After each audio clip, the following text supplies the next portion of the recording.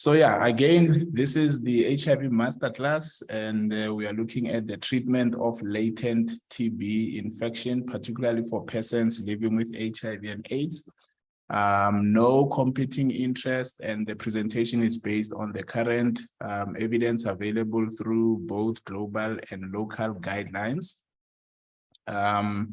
We will cover just the concept of targeted universal testing, the rationale for TPT, regimens, algorithms, and close with side effects and drug interactions. Just to always remind us why TB is so important. And interesting enough, we are celebrating the TB month in March. So this topic is quite relevant. Over 10 million people fall ill from TB every single year, and about 5.8 million people were diagnosed and notified just in 2020. So it's a huge burden. It's an important infection that we experience every day.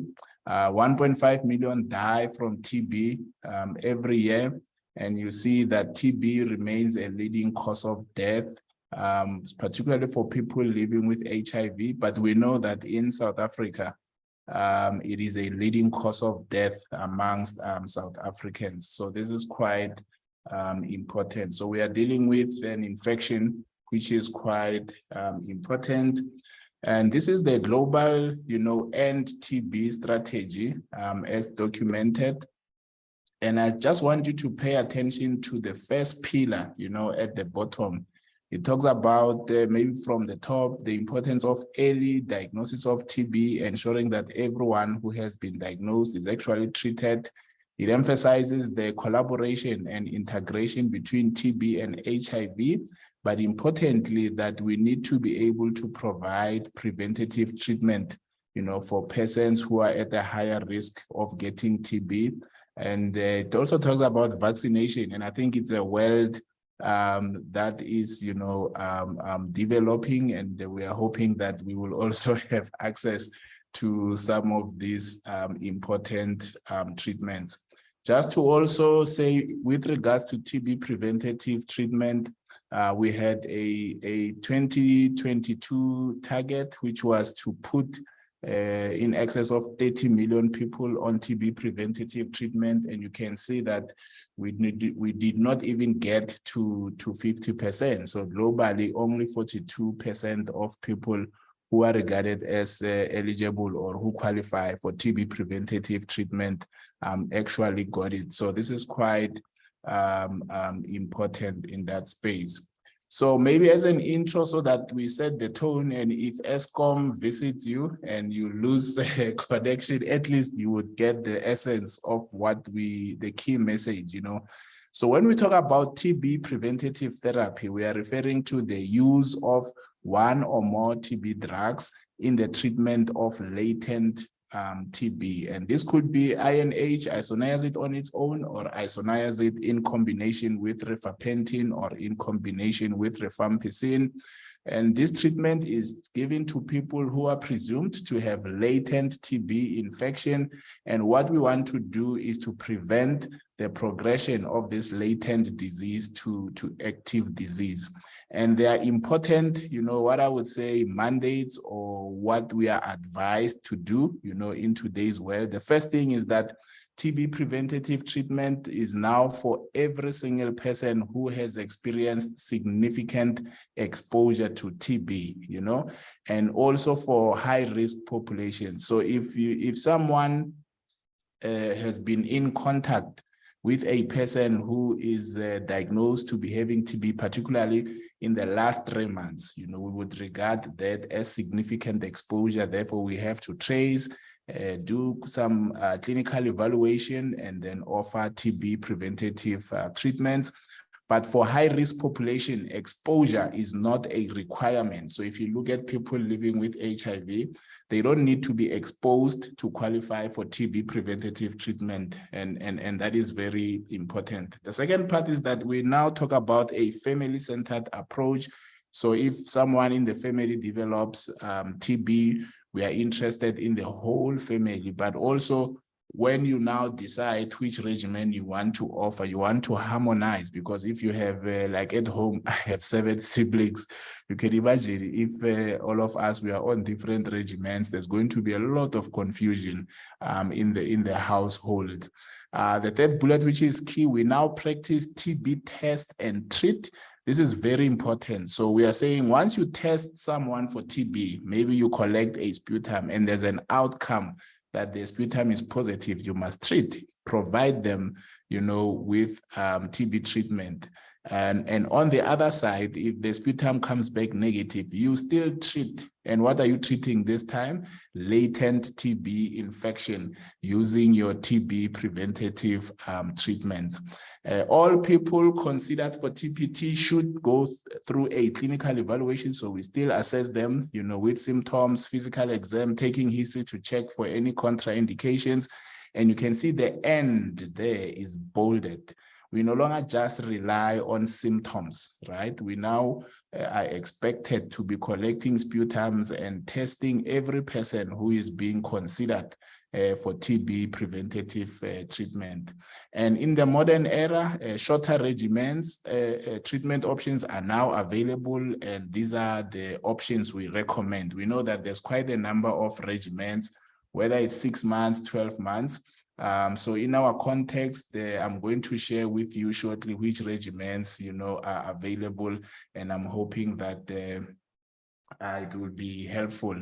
Now, this diagram is quite useful if you want to understand what we are talking about today, So we keep on talking about latent TB. We talk about latent TB infection, latent TB treatment, and where exactly does it work? So when you look at this gentleman on top, he's probably exposed, to TB either by someone laughing, singing, sneezing, whichever way. And you see that if you have a room of people who are exposed to TB, about 70% of them would not even become infected. So if you have 10 people, you're probably looking for these 30% of the 10 who are going to become infected, right? And remember, infection is not equal to disease when we talk about TB.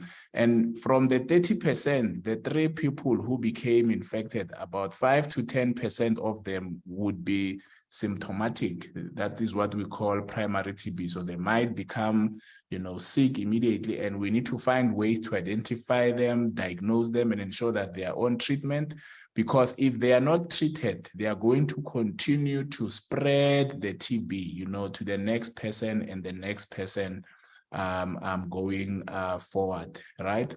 About 90 to 95% of the small population that is infected would manage to contain the disease. So they are infected, but their immune system contains the disease. They have this TB bacilli in their lungs. It is there in the lung, lying dormant. It's not replicating, it's just waiting for an opportunity to reactivate. This is what we call latent TB infection, right? And when under certain contexts, this sleeping TB can actually reactivate. For example, if someone becomes malnourished, if someone becomes HIV positive and their immune system is depressed, if someone is taking prolonged steroids, chemotherapy, stressful situations, you become diabetic, that TB, which was laying dormant, non-replicating, without symptoms, can now reactivate. And then we start to see someone presenting with night sweats, cough, disseminated TB, and so on. Now, this is very important, particularly in the context of HIV. South Africa has over 7 million people living with HIV and AIDS. We have put just above 5 million people, on Earth. It's a huge population of people whom, by all means, have latent TB. And by virtue of being exposed to HIV or being infected and becoming immunocompromised, the sleeping TB wakes up and it perpetuates the cycle, because if we delay in the diagnosis of our patients, then they continue to spread and spread, the infection. And now the current guidelines say if someone is at a higher risk of developing TB, like an HIV positive person, they should be offered TB preventative treatment. So that this is the first thing, right? The second part is that all people with significant exposure. So once someone is diagnosed with TB, we have to track for the last 3 months, you know, whom they have been with in their households and so on, and trace as much as we can, and do clinical evaluations and offer all those contacts TB preventative treatment. So it works by preventing latent TB to become active TB. Latent TB infection treatment is quite effective. And when you look at this old randomized controlled trial result published by the World Health Organization in 2018, you would see that for persons living with HIV who have a positive TST, this means now the actual latent TB infection was confirmed, right? The benefit was quite significant, where the risk, of one getting TB was reduced by up to 64%. So this is quite significant when you compare populations who are HIV positive with a positive skin test, tuberculous skin test, or PPD, as you would call it. Without TB preventative treatment, the risk of getting TB is actually quite high. Sometimes when we explain it, we say an HIV negative person has a 10% lifetime risk of getting TB, 10% lifetime risk. And if you become HIV positive, we talk about 10% per year. So that is a significantly, high risk. And that risk can be reduced by identifying this population of patients and offering them TB preventative treatment. I must also clarify that in South Africa, initially around 2010, with the first guidelines around TPT in HIV, we really tried, to use the tuberculous skin test as a requirement for providing TB preventative treatment, and that didn't work well. Firstly, we didn't have enough supply of the protein, the PPD. The needles, we had supply issues because the same needles are used, for example, by people who have diabetes. There was a skill issue around the injecting of the protein subcutaneously, and when you tell people to say, no, now I've injected you, come back after 72 hours for us to review, we had a high defaulter or loss to follow-up rate. The few people who came back, then there was an issue of interpreting the result, the induration, is it 10, is it 12 millimeters, or what's going on?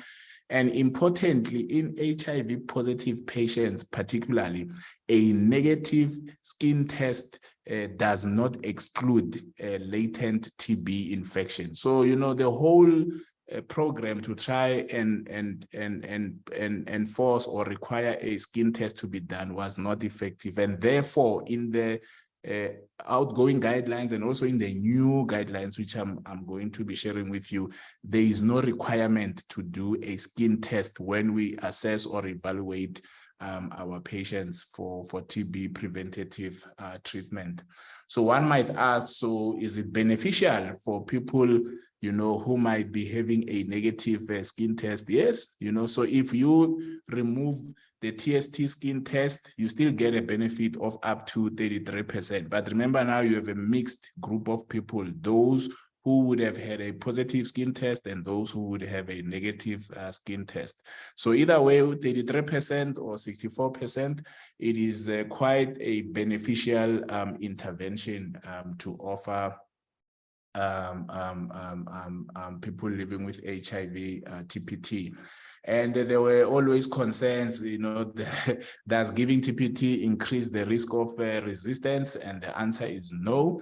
If TPT is provided to people who have latent TB, this latent, sleeping, dormant, non-replicating TB, there is no, significant risk resistance. However, common causes of resistance are what we should be working on, people who default, counterfeit drugs, our failure to pick up active TB and therefore treating active TB as though it is latent. That is one of the significant risk factors for resistance. When you participate in a program to offer TB preventative treatment, it's important for one to be able to differentiate between latent and active TB disease. When we talk about latent TB infection, the TB bacilli are sleeping, they are lying dormant, they are not active. The person does not have any of the TB symptoms. That's why we must do a symptom screening. They are non-infectious. We can use TB preventative treatment to prevent them from having active TB disease. We do not refer to them as a TB case because they don't have TB, and there's an addition which I added there that they must have a negative TB diagnostic test, because this is now an update in the current guideline that all people, high-risk populations, any person where you are considering to offer TB preventative treatment, a sputum test has to be done. And that is very, very, very important. So just to keep you alive and kicking as I am, which populations of people is screening and testing indicated for? So if you look at I know on the slide I have more, but on the question there I have like 5 for you. Which of these populations is screening and testing indicated? So because screening is an entry point for TB preventative treatment, and if we do not do it correctly, we are going to limit access to TB preventative treatments. All right. So it's now 40 seconds. I have to stop and then show you your result. People living with HIV, yes. And with people living with HIV, it's irrespective of exposure, whether exposed to TB or not. We no longer just rely on a questionnaire. Are you coughing? Are you losing weight? Do you have night sweats? No. A sputum must be collected. If you are going to start ARVs tomorrow for someone who has just tested HIV positive, a sputum must be collected as part of your baseline assessments. However, all these patient populations listed here, people living with diabetes, silicosis, if they are a contact of someone who has TB, prisoners, migrants, they are regarded as high-risk population. Therefore, if you come across them and they are presenting for other reasons, they might be pregnant, they might be there's an emergency, and so on, you should collect sputum for TB, and you are going to be surprised at the type of results you are going to start to be seeing, and you will remember these particular presentations. And with regards to TB preventative treatments, there are populations that have been prioritized. So what we call TB contacts, and there's a change in terminology. We no longer talk about household contact. We talk about TB contacts. So if where you work in an office and a core employee gets TB, you would be regarded as someone who has significant exposure to TB. Therefore, you are a TB contact and you should be evaluated for possible TB preventative treatment. So the term household is misleading because that's why we only focused in the houses and not necessarily at people who are at a movie or at a choir practice with the case in this instance.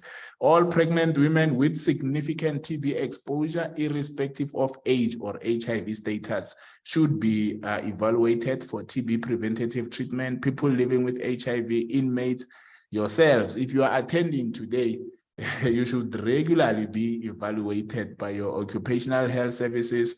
And then also people who have previously had TB are regarded as high risk, and then there's other high risk, people who are diabetic, people on diabetes, people who are on chemotherapy and so on, who are at a risk, of getting TB should be evaluated for TB preventative treatments. There's an exclusion criteria. So if someone has active TB disease, so we cannot use, isoniazid on its own or with another drug for a person who has active TB disease. There we need to treat with at least 4 drugs. Pre-existing liver disease, people who have signs of severe peripheral neuropathy, very important. If there's a previous hypersensitivity, particularly to isoniazid, you have to probably reconsider. And then those who are being abused by substances or alcohol, it's something that you need. So this is the exclusion criteria. Therefore, these people are not eligible to be initiated on TPT, even if they are regarded as high risk, right? So there's this concept of targeted universal testing of TB. And we did a webinar earlier in the year, and I thought I should include just a few slides to remind you of its importance, because they are quite linked with what I'm sharing with you. And this is based on a study which is called Systematic Targeted Universal Testing of Tuberculosis at Primary Healthcare. And the summary of it is that it's a study to compare 2 kinds of clinical practices. So the standard practice for 30 facilities, where we say we're gonna check symptoms. If you have symptoms, we collect sputum. So this is like normal. This is how we usually practice medicine, since I don't know, forever. And then they said, fine, in the intervention arm, let's do it a bit differently. Everyone who's going to come to the clinic, or those people we regard as high risk, let's say HIV positive people, we are going to screen them, but we are not going to wait for the screening results to decide whether we are doing a sputum or not. So when you come and you are diagnosed to be HIV positive, you are regarded as a high risk person. We screen you using questions and we collect a sputum, and also those who came out positive were further even assessed, using culture.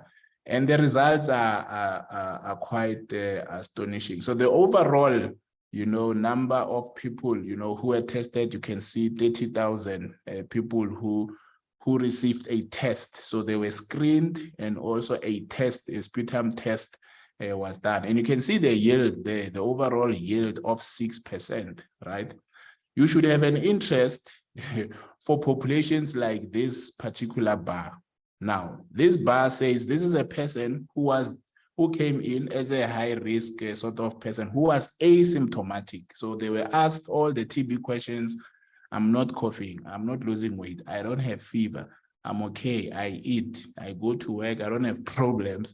And then when the test was done, it came back positive. And remember, they also did culture. So you cannot say maybe this was a false positive, because there was also growth on culture. So very, very, very important to note. Again, HIV asymptomatic people yield 3.7%. I'm focusing on key things, because for symptomatic people, it's obvious that the yield would be there, right? And also look at contacts, that's why now the whole focus on contacts. So if someone had a contact, was a contact of a TB case in the last 3 months, not even last week, in the last 3 months, the probability of them testing positive for TB was quite very high. A TB contact who is symptomatic, even asymptomatic. So usually in the previous practice, if we screened you and you were a TB contact and you had no symptom, we would kind of think, he's okay. And then when you collect culture, suddenly the person has TB. This group here, very important. Look at the previous TB. So if someone had previous TB, by virtue of being a previous TB case, look at the yields for previous TB cases, right? And you will see why now we want to continue to find and continue to test people after they have completed TB treatment, because whether symptomatic or not, there is a great proportion of this particular group of patients who have TB, even when they do not have symptoms. And these were the conclusions, to say systematic screening of with expert or both expert and culture detects more cases. So that is the first thing. And the clinics that use the standard practice diagnosed 8% fewer patients. So they underdiagnosed TB because they relied on symptoms.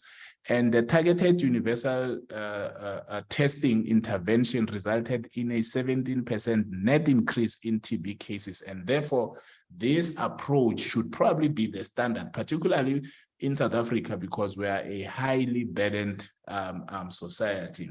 And this is a slide by Lucy Cornell from Right to Care.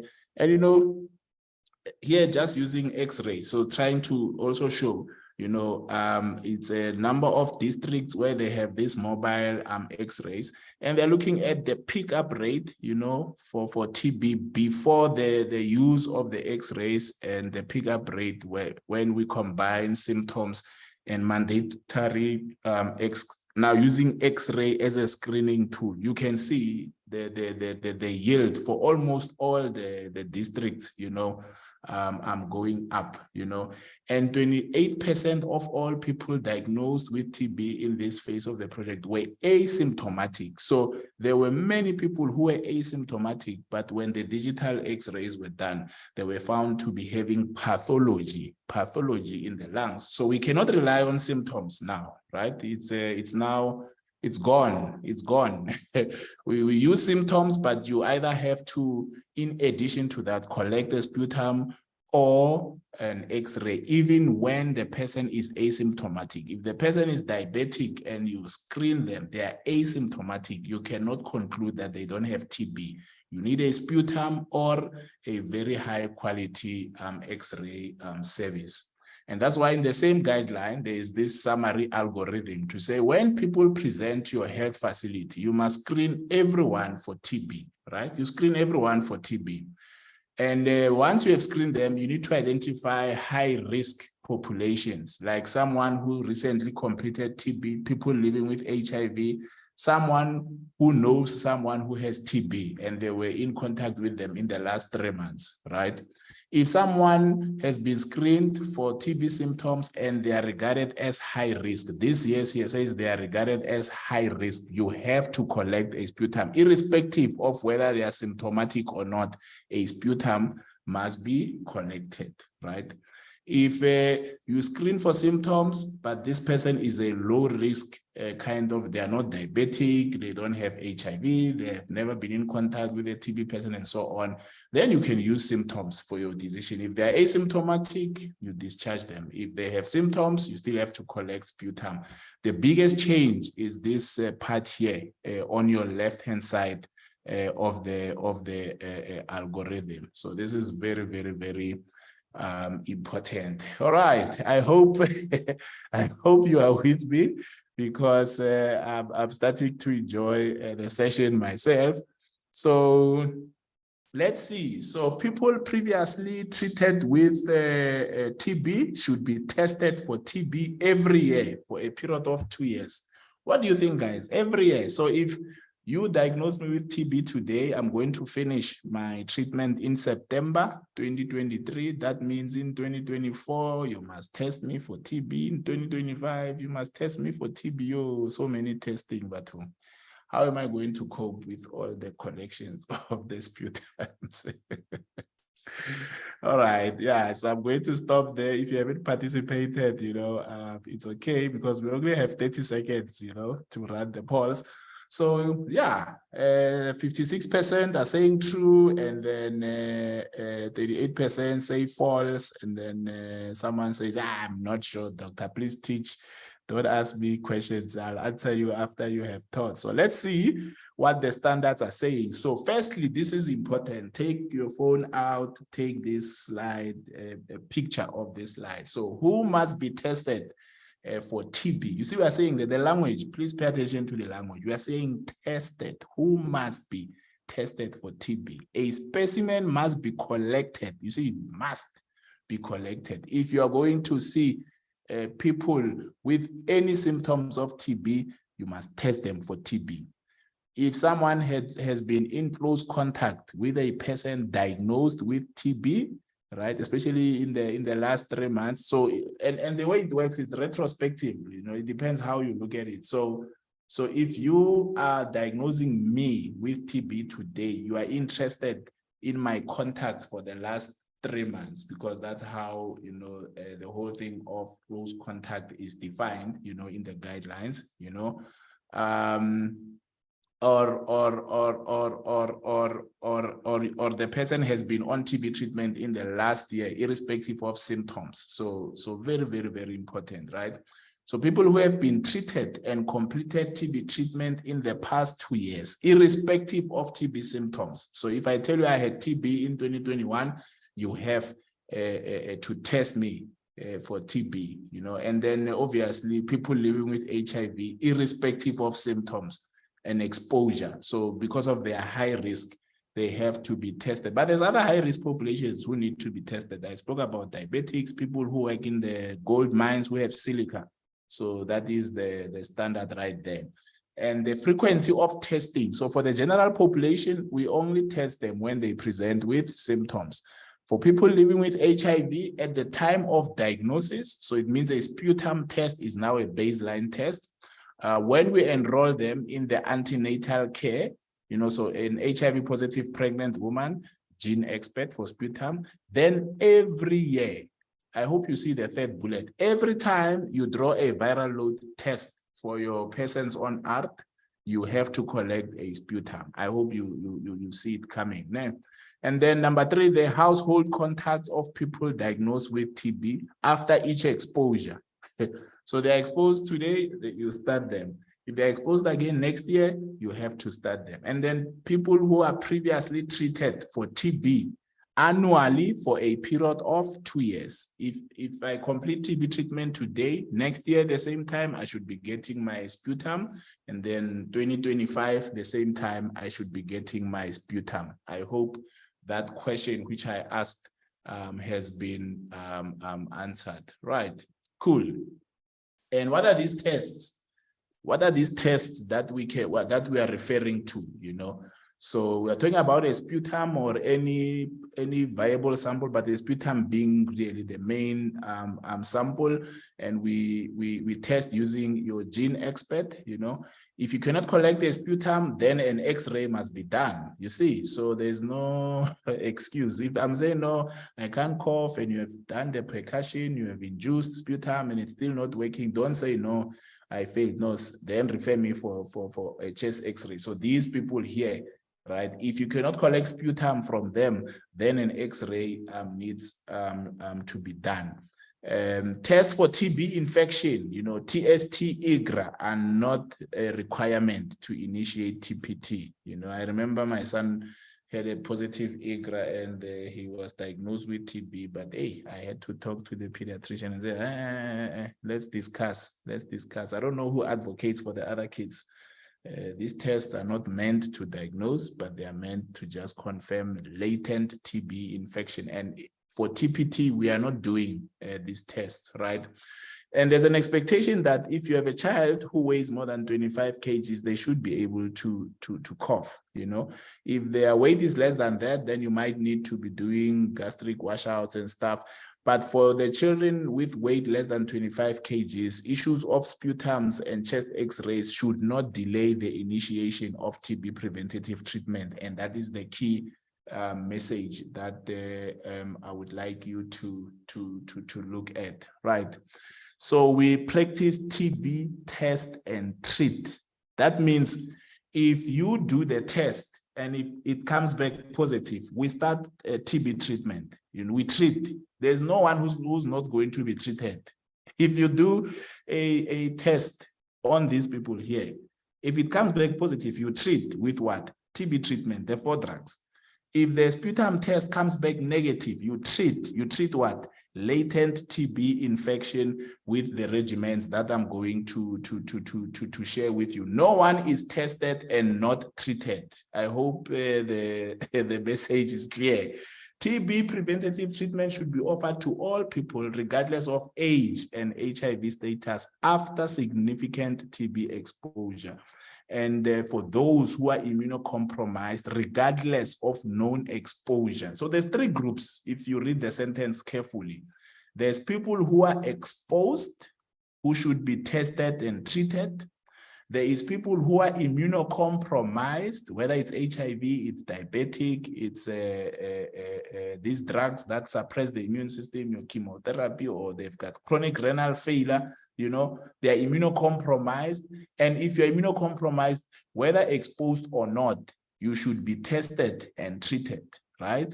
And then also those who have completed treatment for TB disease, right? So it's three groups that must be tested and treated. And I hope the message there is clear. And you can see for all those groups, your contacts, because they're exposed, your high-risk populations, because they're immunosuppressed, and your HIV-positive patients, you have to do, how do you evaluate them? You must do a symptom screen, you must examine them, they must be tested. If you can't test them, a chest X-ray must be available, but it should not become a barrier, very important, and they need to be counseled and tested for HIV if they have not yet been tested. If your testing results confirm TB disease, you treat with TB. If your testing results confirm latent TB, because a negative sputum in a high-risk person says they have latent TB, that's how you sort of interpret it, then we treat them with TB preventative therapy. There is no third option. There is no high-risk person who is tested and left hanging, right? You are either giving 4 drugs or your TB preventative regimens. And I'm hoping this core message in this algorithm and the guidelines is very, very clear. So which regimens are we talking about, right? Very important. So I don't know how much you know about the regimens, but I'll just test you, and then don't be very sad that a doctor is testing us before he teaches, but I hope it keeps you engaged. So there's a question there, the 3 months combination of INH and rifampicin regimen, is it the preferred option? True or false? I'm happy to see a lot of not sures, because I'm also not sure. So we will let together. Not sure. All right. Interesting. Okay. 1 more second. Okay, I'm going to stop. Apologies if you didn't participate in the poll.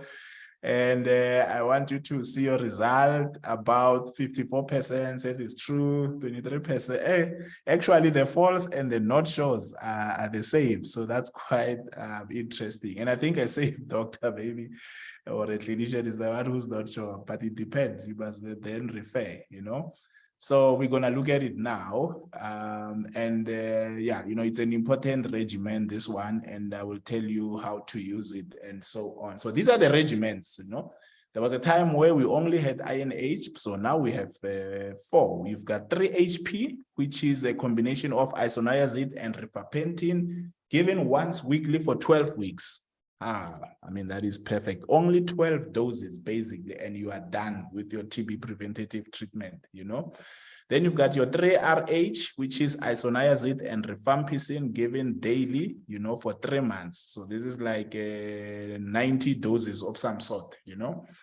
And then you've got your 6 months INH, which I think we have had it for life. And then we've got your 12 months INH, you know. And you can see when I said family approach, if you are treating people in the same household, try to see if you can give them the same thing and avoid a lot of issues.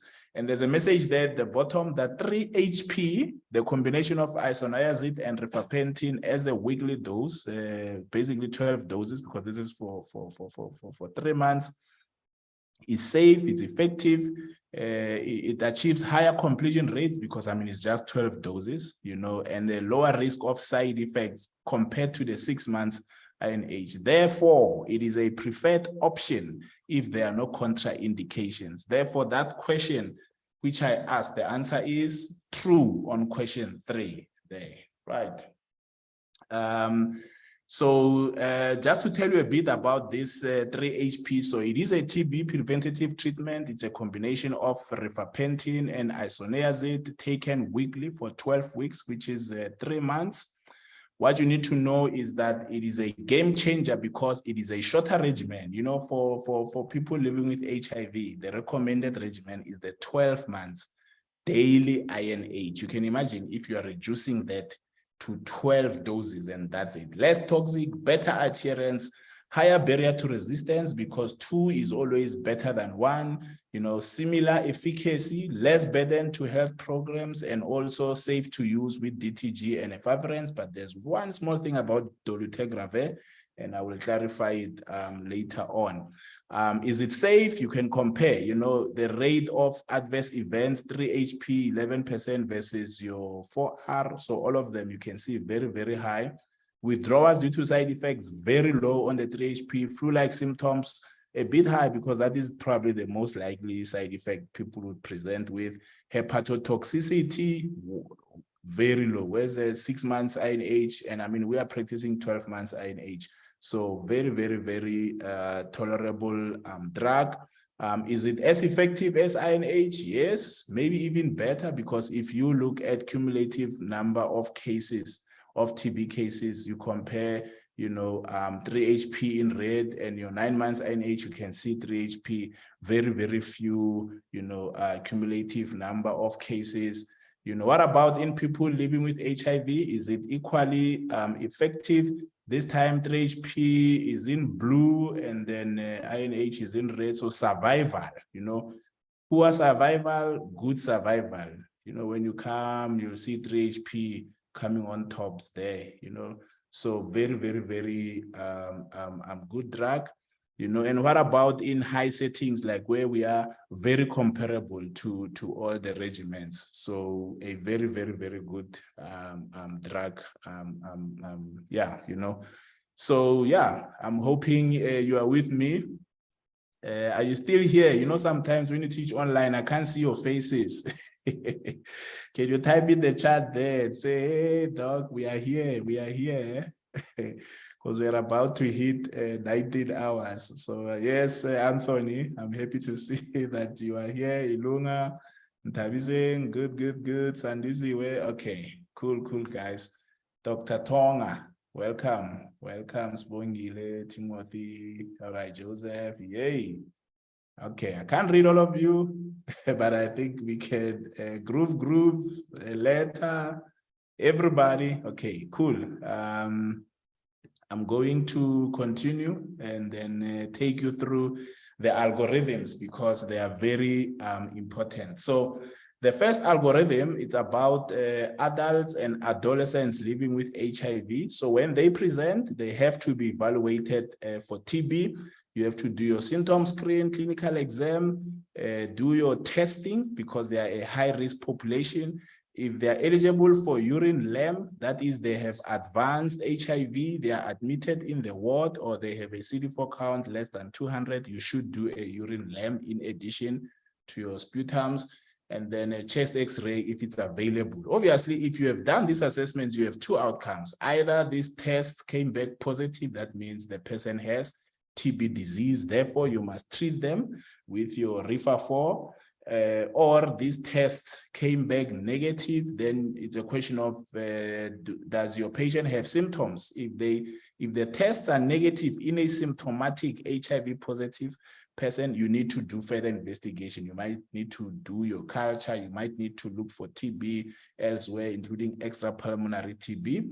But if the tests are negative and the person is asymptomatic, that means there's no TB disease, then we have to treat for latent TB disease. And how do we treat them? So you can see, as long as the weight is above 25 kgs and we are dealing with an HIV positive person there, right? The preferred regimen is a 3HP with a dot there, and then also INH. So you'll see that if you look very carefully, HIV positive people, the common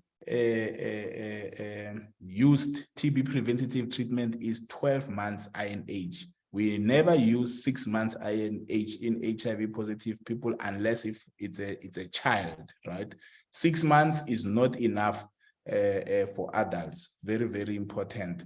We are saying 3HP because you can use 3HP under two conditions in HIV in relation to the ARV drugs. Number one, if the patient is on an efavirenz-based regimen, you can use 3HP. Number two, if they are on a dolutegravir-based regimen and they are suppressed. I hope you got that, right? Newly diagnosed HIV-positive patients initiated on a dolutegravir-based regimen, we are not going to give them 3HP. The best option is INH for 12 months, right? Because we know that rifampicin would reduce the levels of DTG significantly in those patients. And we are awaiting studies. There's a lot of PK studies that are being done, but the results, I think they are, in my view, a bit positive. So I'm hoping for a positive outcome such that 3HP becomes the gold standard for HIV. Remember, rifampicin is a liver enzyme inducer like rifampicin, but it's a bit better, but they are both, liver enzyme inducers. So people living with HIV and AIDS, if they are newly diagnosed, 12 months of INH. If you evaluate a patient today who's already on DTG and they have a recent viral load that is suppressed, you may initiate them on 3HP. We are not going to delay the start of TPT saying, no, let's wait, we will initiate him when he's suppressed. No, that is not the approach. You give the ARVs and you decide the best prophylaxis, TB preventative treatment for your patient, right? Very, very key. And then I think I've addressed these groups, post-TB, someone who completes TB treatment, they are eligible. And because if they are not on ARVs, they are HIV, negative, 3HP can be given nicely there. And previously treated with TPT, only eligible if they are exposed. So if you completed TPT last year and this year you are exposed, you are then eligible to be on it again. Again, even in pregnancy, 3HP is not indicated in pregnancy, or it has not been evaluated to be safe in pregnancy. So no 3HP for pregnant women. We give them high dose INH irrespective of their CD4 count. And I hope that is clear, right? For adults, adolescents, and children who are HIV negative, we have options there. We have options. We can use 3HP. We can use 3RH. Remember, 3RH has rifampicin. The only reason why we don't use it here, because it's going to affect the ARVs. There's rifampicin there, which is a significant liver enzyme inducer and would lower the blood levels of dolutegravir and other drugs like lopinavir, ritonavir, So, but in the HIV negative patients, because they are not on ARVs, you have an option to use 3HP, 3RH, and there is no 12 months INH for HIV negative person. So if you are a health worker, you are HIV negative, and you are evaluated to be eligible for TB preventative treatment, you have an option for 6 months INH, but I will take 3HP anytime, just 12 doses and get it over and done with. So I hope that is clear. So TB preventative treatment should be avoided in pregnant women with high CD4 counts. True or false? Let's see, where is the question? Yeah, there. It's probably the last question before we do a case. Should TB preventative treatment be avoided in women who have a high CD4 count? Yeah. I hope you are enjoying the session like I do in the evening. I see a lot of, so let me show you your results. Okay, 3 more seconds, and then we take it from there. Okay, I'm going to stop, and then I'm going to show you the poll results. And you can see that 74% says true, 67% said nope, and then about 6% said we are not sure.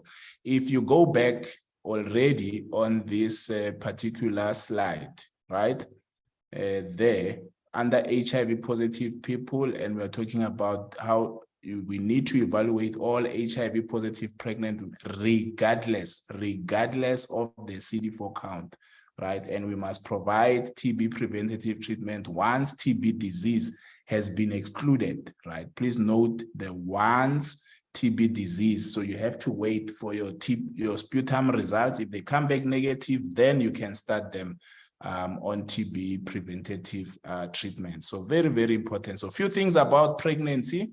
TPT should be offered to all, pregnant women and breastfeeding women who have been exposed, right? And for those who are not exposed, therefore, we would consider their HIV status, right? TPT should not be deferred. Remember, it's a change in the guidelines. It's a significant change. We used to defer it and say we'll start it 6 weeks postpartum. That is no longer the practice. Newly diagnosed pregnant women living with HIV and already on TPT should continue, no interruption. We don't stop it. TPT is not contraindicated during breastfeeding, right? For HIV negative pregnant women and breastfeeding women, there are 2 regimen options, which is your 3RH, because they are not on ARVs, so you can use rifampicin or 6 months INH. But for HIV positive pregnant women, we have only one option. So once you hear the word pregnancy, it's 12 months INH. There's no 3HP, there's no 3RH or 6 months. It's just 12 months of INH. All right. I don't expect you to cram this. I will share the guideline when I send the slides and with a copy of the guidelines. And then, just know that the 3HP generally used when the weight is above 25 kgs, generally speaking. And I know there's a lot of studies looking at 3HP for children, trying to determine the dosing and stuff. So as soon as those results are out, we might have 3HP as well for the pediatric cases, so which would be very nice. And this is your regimens for 3RH there. INH is always 300 milligrams, daily for 12 months in HIV, and then for 6 months in HIV negative people. So very key. Don't forget to also give pyridoxine 25 milligrams for anyone 5 years and older, and then 12.5 milligrams for the 5 years and younger. All right. Okay. Now the algorithm for children, the same. So you've got an infant or a child who has been exposed to TB, or you've got a child or an infant who is at high risk because of their HIV status. The process is the same. Evaluate them for TB disease using your symptoms and your clinical assessment. And you can see we don't mention a lot of testing. We don't mention a lot of X-rays because we don't want the testing and the X-rays to be a limiting factor for children to be started on either, TB treatment and so on. So you're going to use your clinical assessment and judgment to make the decision. So once you have done your clinical evaluation, a child who's not playing, neck masses, previous TB history, HIV. So a combination of all these findings, failure to thrive, would either say, okay, this child has signs suggestive of TB, therefore I should make an effort to test the child. Because if you're working at primary healthcare, that would mean that you probably need to refer the child for further, evaluation if you're not able to confirm, right?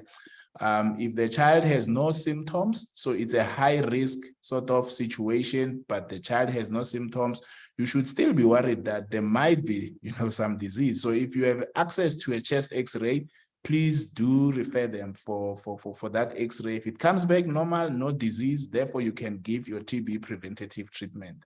The guideline allows as well, where there's no X-ray in a child who's asymptomatic, to start TBT, but then you need to follow your child very carefully. And if they develop symptoms, then probably refer them for further investigations and probably to switch from your TB preventative treatment to your TB treatment there. Which is quite important. And the principles are simple. If you are dealing with a high-risk person, symptoms are not good enough. But for children, because we know the difficulties of collecting sputums and interpreting X-rays, we don't want those two things to limit access to TB preventative treatment.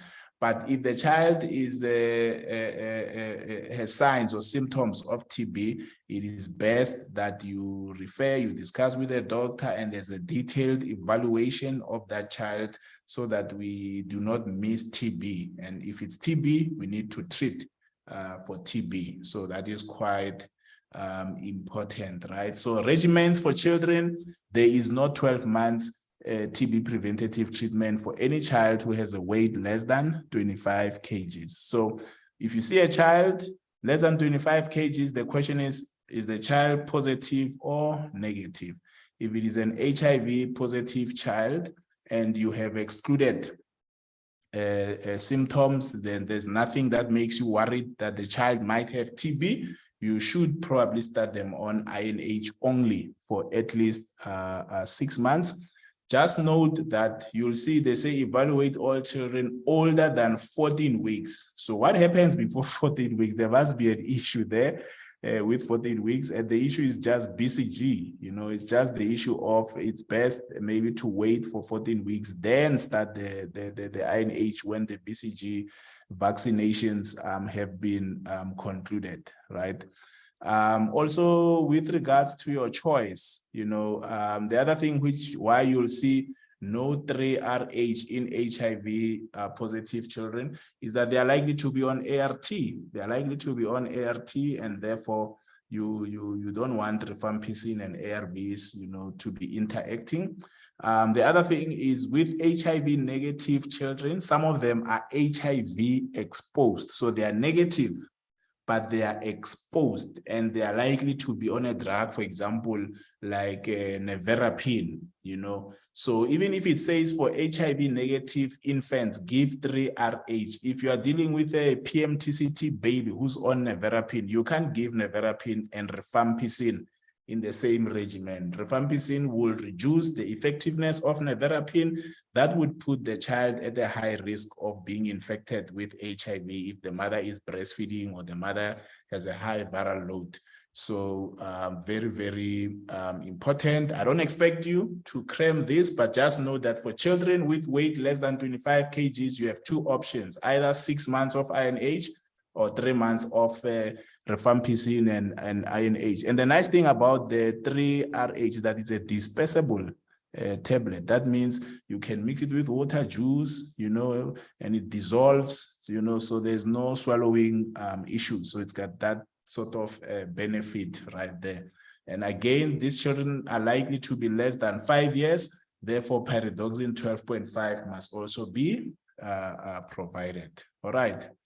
I will finish in the next few minutes. I see it's because of I started a bit late due to load shedding cutting me off, but yeah, I hope by past we would have done some questions, and then yeah, we are done. Also pay attention to newborns who are born. A newborn who is born from a mother who has TB. So maybe at the time when the child is born, the mother is still having a positive smear, or the mother is diagnosed to be having TB during delivery, you know. So, or at the time when the child is born, the mother is on TB treatment for less than 2 months, then you presume that there's a possibility that the mother was still infectious. These newborns must be assessed for symptoms, you know, whether there's failure to thrive, low birth weight, you know, lymph nodes, especially the liver and the spleen, so your abdominal examination, the CNS. And if you find any of these are children to be seen at the hospital, right? At the hospital, obviously, then we do further management, right?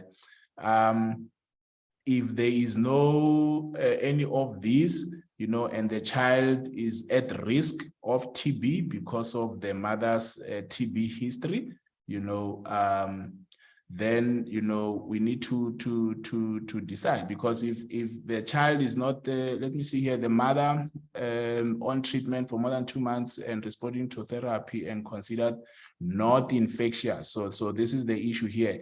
If you think the mother is, if you say no here, it means you're saying the mother is infectious, you know, therefore we have to to do contact, sensitivity and make sure that all HIV exposed babies are not on rifampicin, because very important. Remember, I spoke about this. If a child is taking nevirapine, you do not want them to be started on any rifampicin-based TB preventative therapy. If it's a child who's HIV exposed, the mother is very infectious, review the drugs. If the child is also on nevirapine, therefore 6 months INH is preferred. If the child is not on nevirapine, you can then still use 3RH, for the newborn, right? And then also, I think this particular step here requires us to evaluate the sensitivity issues of the mother. So if the mother is infectious and the mother is suspected to be having drug-resistant TB, you have to refer. You can't manage that child, right? Very key. So if you see a child who's not doing well, but the mother has no history of TB, you can give BCG and you don't need to be doing anything else. Or yes, the mother is on TB treatment, but the mother took more than 2 months of TB treatment. So you feel that the mother is not infectious, you can give them BCG. That's not an issue, right? But if you think the mother is infectious, therefore the child is an exposed child, and you think this is sensitive TB, or you don't know, consider starting the child on 6 months INH or 3 months rifampicin with INH. And your decision point is whether the child is on ARVs where rifampicin should not be used, or not. And as soon as the child completes their TB preventative treatment, that is when you can then provide them with BCG. So we delay BCG for children who are exposed to TB. I won't deal much with TPT following DRTB exposure. I will send you the slides, but the prophylaxis is determined by the sensitivity and susceptibility of the TB that the mother might be having. So you must, evaluate the mother very carefully.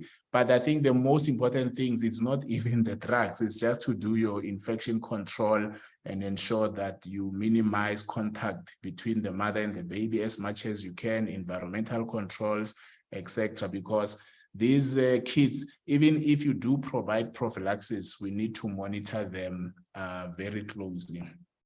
The last 2 slides is just about drug-drug interactions. Like I said, rifampicin decreases the levels of dolutegravir, efavirenz, though not significantly, and then your protease inhibitors, especially lopinavir, ritonavir. So this group of patients, especially dolutegravir and your PIs, we do not want to be giving TPT that has rifampicin or rifampicin. Also, for both rifampicin and rifampicin, pay attention to people who are taking nevirapine, especially children who are HIV exposed on nevirapine.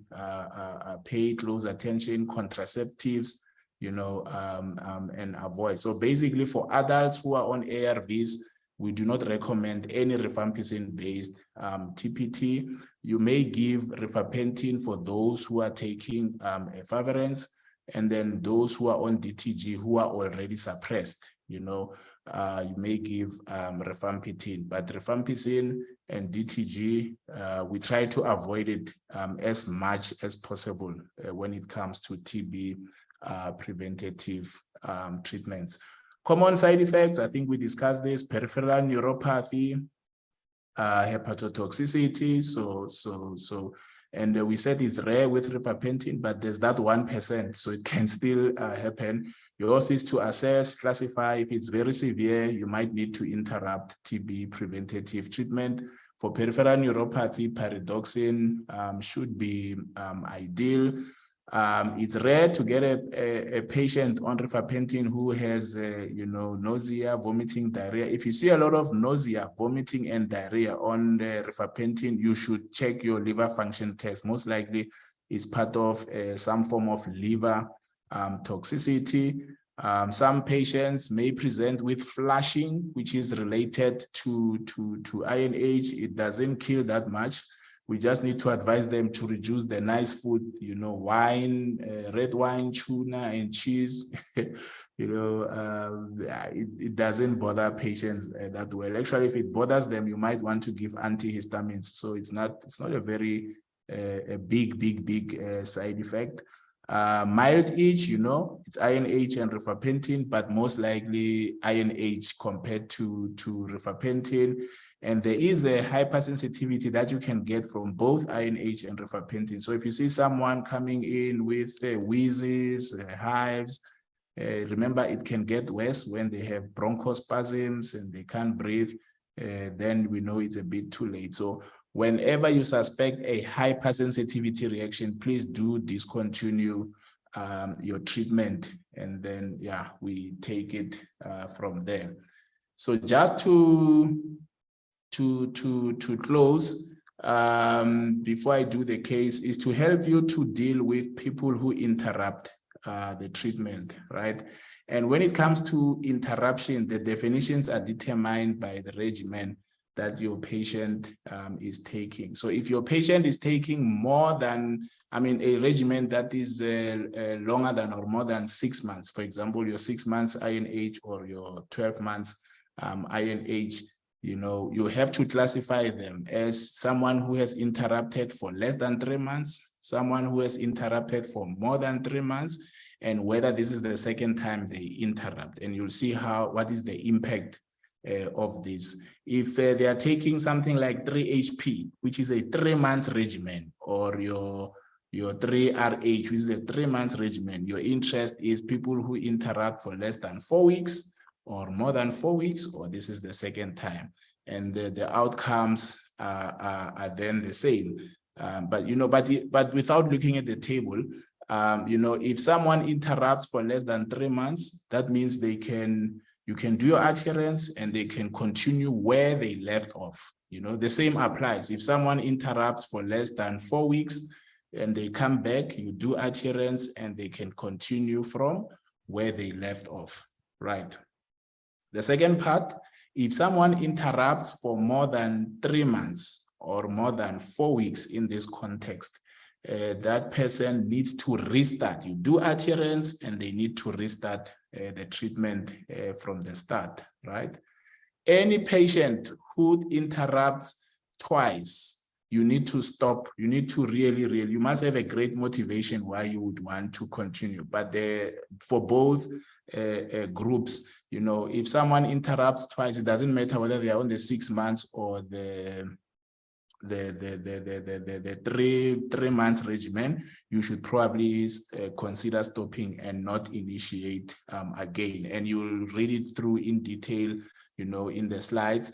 But just remember, more than 6 months, you use your 3 months as a decision point, and those who are on a 3 month regimen, you use your 4 weeks as a decision point. All right. So just to summarize, here's a nice case, and we're gonna close with this particular case. It's a case of Tato, who is a 25-year-old female who is HIV positive on ART. You are screening her for TPT eligibility. Which of these tests would you do? A liver function test, a tuberculosis skin test, a sputum for TB, or an IGRA? Yeah, you can choose more than one. So if you think there's more than one test that needs to be done.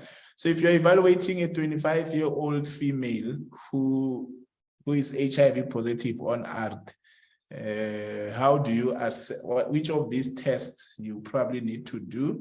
So we are at 30 seconds and I will show you your result. And the answer is, so liver function test, not indicated. TB, tuberculosis skin test, not indicated. IGRA, remember, to evaluate someone for TB preventative treatment, we don't need to confirm TB infection, latent infection, using a skin test. And yes, from history, if someone has a pre-existing liver disease, we are likely not to give them TB, but there's no need to draw blood for a liver function test. So that is very, very, very important. Continuing with Tato, she is still on ARVs and you are screening her. Which of the following would you regard as contraindications to giving TB preventative treatment? You can choose more than one.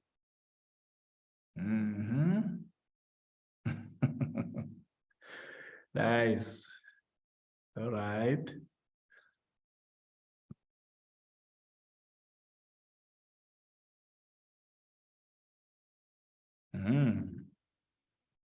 Okay. I am going to stop and then show you the results. And all of these, okay, number one, alcohol abuse, yes. Pre-existing liver disease, yes. Dolutegravir is not a contraindication, right? You can use INH only regimens. You can use 3-HP if the person is on dolutegravir and virologically suppressed, right? The only thing with 3-HP, you can't initiate it on newly initiated patients on DTG. So there's no absolute contraindication. Efavirenz, you can give it with 3-HP. You can also use your INH, and also, yeah, I think we leave it at that. Pregnancy, it is not. Pregnancy is not a contraindication. There's just TPTs that you can't use, especially 3-HP in pregnancy. It's not recommended. So for Tato particularly, she's HIV positive. So the most likely regimen is the one that we will discuss in the last question linked to this case. So here we are. Tato meets the eligibility criteria. She is 6 weeks pregnant. Now she's pregnant, né? And she's been on ARVs for 2 weeks, which is TLD, tenofovir, lamivudine, and DTG. The sputum results are back, they are negative, and she does not have any other problems. Which of the following regimens would you recommend for Tato? Which one? As we close. As we close. Right. Do you guys want to see? All right. I'm going to show you. I'm waiting for 5 seconds and then I will show you. 2, 1, 0. Okay. So sorry about that, but that is actually our last slide. So yeah. So let's look at Tato. Tato, by the way, is 2 things about her. It's a female, she is pregnant, she is HIV positive, she is on ART, a DTG-based regimen, and the gene expert is negative. Let's start with 3-HP. Why would we give or not give 3-HP? We won't give 3-HP for Tato for 2 reasons. Number one, she is pregnant. Pregnancy and 3-HP, no, right? The second reason why 3-HP would not be given is that Tato was initiated on a DTG-based regimen and we don't have evidence of suppression. So if Tato was not pregnant, she would only be eligible for 3-HP if she's on a DTG-based regimen and we have a recent viral load that she is suppressed. I hope that message is clear. 3RH is not a good regimen for people who are on ARVs because it has rifampicin, right? And rifampicin is a liver enzyme inducer, and now, it would lower DTG. Now we must add more tablets for Tato and affect adherence. So rather we avoid 3RH in HIV positive patients who are on ARVs. 6 months INH is not effective. The effectiveness is very weak in HIV positive patients. So the only HIV positive population where we use 6 months INH is children who have a weight less than 25 kgs, right? Every for an HIV positive person, an adult or adolescent or a child with a weight more than 25 kgs, your INH dosing should be for 12 months. And in pregnancy, particularly, HIV positive pregnant women, there is only one recommended TB preventative regimen, and that is what? 12 months of INH. And I hope you got this session nicely. I'm just going to take a few minutes to Mohammed, you are talking about the Minister of Electricity. At least you are bringing something, you know, to make me smile. But that's it, colleagues. It was a long talk. But, you know, I've summarized the guidelines for you. I hope you are really happy. Because yeah, you know, and then I will share the slides. Someone says, how do we diagnose latent TB? By doing a skin test, but it's not required. So by screening people and finding that they don't have symptoms and doing your sputums, which come back negative, you are presuming that they do have latent TB. You know, a patient who tests HIV positive, gene expert is done, the results come back trace and unsuccessful for rifampicin, clinically doesn't look well. What do? You follow your clinical suspicion. If you think it's TB, you should probably treat, but you need to do a culture and then LPA. So I didn't cover TB, you know. We can do a TB. You guys are laughing at the Minister of Electricity. You know, so we will do a TB. So do join the symposium, which is coming on the 22, 23, and I think we will cover a number of things around TB. Newly diagnosed HIV positive pregnant mom with a positive urine LAM, no TPT. I don't know why they gave TPT. Urine LAM is positive, so she has TB, you know, and we must treat for TB. Catherine, let's don't delay her. She's pregnant, right? Yeah, so let's treat her. Doc, our concern in correctional services that patient will come in prison and would have finished 12 months TPT. So in the correctional centers, Joshua, TPT is never stopped. So it's like in the mines, they would have to get TPT for as long as they work in the mines. There's that program. But for the correctional centers particularly, there's a protocol that they start IPT and they will take it for as long as they're in the correctional center if they're HIV positive. So that is quite important. Mohammed, you're saying lymphocytes used in the aid to help diagnosis and suspecting. No, I think it's not reliable, and lymphocytes are affected by many things, and particularly in HIV, you might not even get a good response. Yeah, so not used, but I think once your patient is sick, they can help to evaluate what you need to suspect. How do you induce sputum, hypersaline or a saline nebulization? There's ultrasound nebulization sent to physio for percussion, you know. Yeah, and if you can't do the sputum for those populations, refer them for refer them for an X-ray. So an ICRA is like a tuberculosis skin test, but it's done in both the blood and also the urine. How was it done on my son? Was it on the skin? No, they did it on his urine as well. I'll get the full name for you as to what ICRA stands for, but it's one of those tests that just confirm that one has TB infection, but it cannot detect that the person has TB disease. What is the role of urine LAM in TB screening? So urine LAM is not for screening, but it's for diagnosis. If your urine LAM comes back positive, you probably have TB. For how long gene expect after being treated can stay positive? So Maria, there's new algorithms and it's up to 2 years.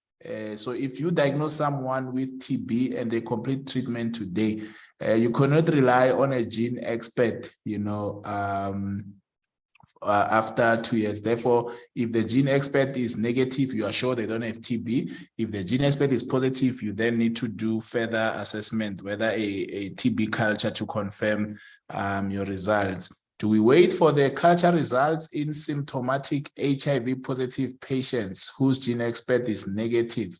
So if the patient is symptomatic, so my approach would always be, if I have an HIV positive patient who's got symptoms of pneumonia or things like that, I give them antibiotics, I do the expert test, you know, and if it comes back negative, I evaluate their improvement on a basic antibiotic. If they have not improved, I start them. If my index of suspicion that it's TB, we give them TB treatment and wait. So it depends also on how sick your patient is. If your patient will survive 6 weeks waiting for culture results, then you can wait. But if you feel the CD4 count is 2, they are very sick, and your suspicion for TB is very high, you should probably treat for TB.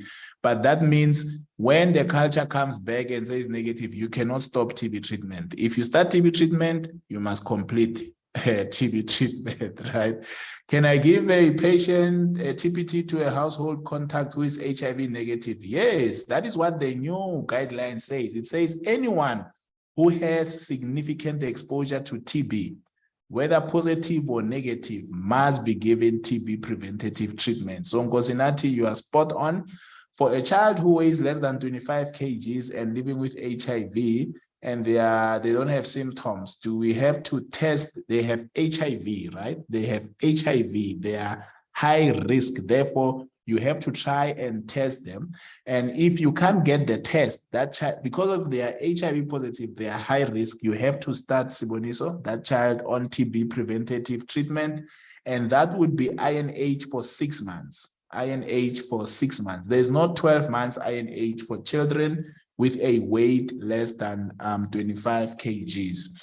For a newly diagnosed patient, general population, but you're not saying what are they diagnosed, or HIV, do we delay ART or do we treat them? So this is how it works. We never delay ARVs, never, never, never. So for TPT, you start ART, then you start TPT in 2 weeks' time. You'll find it in the guidelines. We recommend that you allow them to get used to their ARVs, then in 2 weeks' time, start them on the TPT.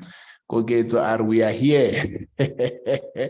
How do you give 3-HP with the TLD regimen? So 2 things. Number 1, if it's a newly diagnosed HIV positive patient started on a TLD regimen, no 3-HP, you can then give them INH for 12 months, right? I hope we are together. If you are seeing a patient who had been on ARVs for more than 6 months, for argument's sake, and there's a recent suppressed viral load, you can give them 3-HP. 3-HP with TLD, safe to initiate when you have evidence that the patient is suppressed, right? Elizabeth, how do you handle a person who does not use his TB treatment correctly?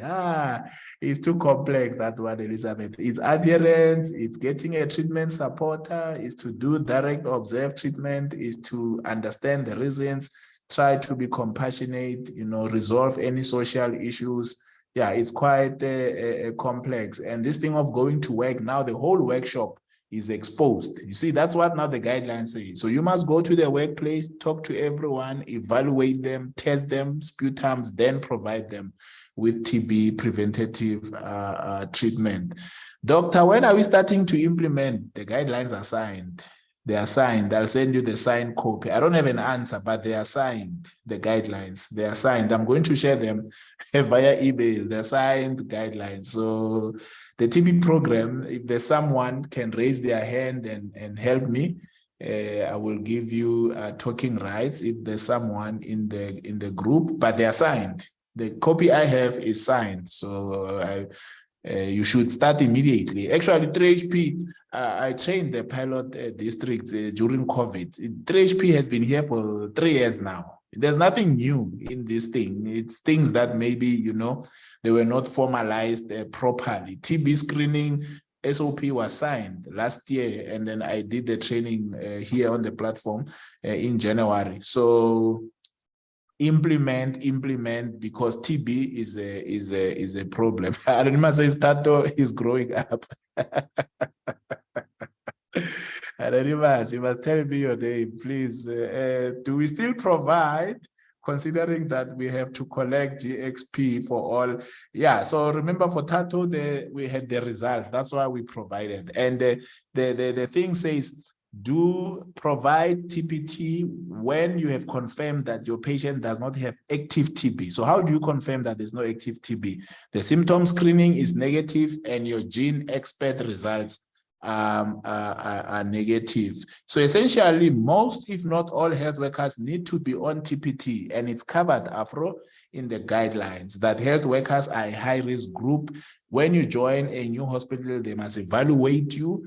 And if your skin test is negative, you should do serial skin test every 6 months or once a year. As soon as you have a positive tuberculosis skin test as a health worker, you should be considering TB preventative therapy. And I hope you choose 3HP because it's only 12 doses. But then, you know, you are exposed every year. So I don't know how many repeats you are going to be taking. But yeah, I hope, yeah. So, yeah, we leave it at there, colleagues. You know, over 300 of you are still here. It's encouraging. I had an interruption. HCOM came here, but yeah, thank you very much for being here. And I really look forward to sharing the guidelines with you. Importantly, the slides, so that you do your in-service trainings in your facilities. You know, use the recording as well, you know, on a Friday morning, just that it's a bit too long, this one, but yeah, do play it with your teams. Yeah, till we meet again, colleagues, have a great evening with your families, and God bless you. Bye.